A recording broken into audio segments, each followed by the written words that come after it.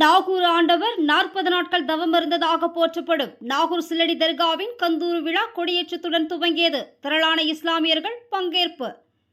நாகை மாவட்டம் நாகூர் சில்லடி கடற்கரையில் அமைந்துள்ள தர்காவில் நாகூர் ஆண்டவரான சாகுல் ஹமீது பாதுஷா நாயகம் 40 நாட்கள் தவம் இருந்தார் என்பது இஸ்லாமியர்களின் நீண்டகால நம்பிக்கையாக திகழ்ந்து வருகிறது. நாகூர் சில்லடி தர்காவில் ஆண்டுதோறும் கந்தூரி விழா நடைபெறுவது வழக்கம்.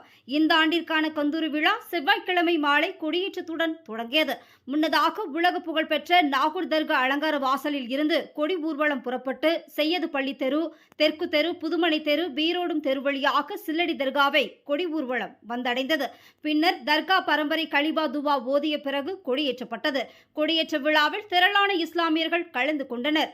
நிகழ்ச்சி ஏற்பாடுகளை நாகூர் தர்கா தலைமை அறங்காவலர் காஜி ஹுசைன் சாஹிப் மற்றும் போர்ட் ஆஃப் டிரஸ்டிகள் ஏற்பாடு செய்திருந்தனர். முக்கிய நிகழ்ச்சியான சந்தனக்கூடு வருகிற 15ஆம் தேதி இரவு நடைபெற உள்ளது.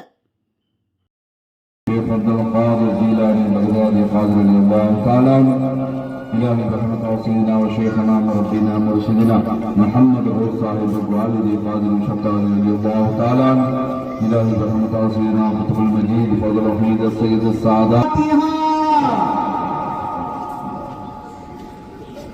الرحمن الرحيم مالك يوم الدين رسولك سيدنا محمد صلاة منها بها من الأهوال والآفات